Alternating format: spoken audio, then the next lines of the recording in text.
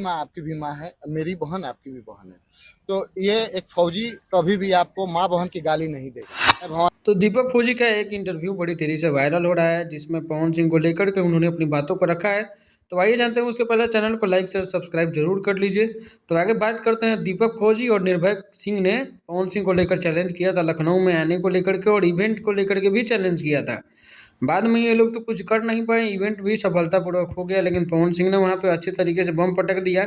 लेकिन उसके दौरान पवन सिंह के मुंह से थोड़ा मोड़ा गाली वाली निकला, जो कि मूड में थे तो मुंह से निकल गया। बाकी उसको हम सही नहीं मानते हैं, गाली निकलना भी नहीं चाहिए।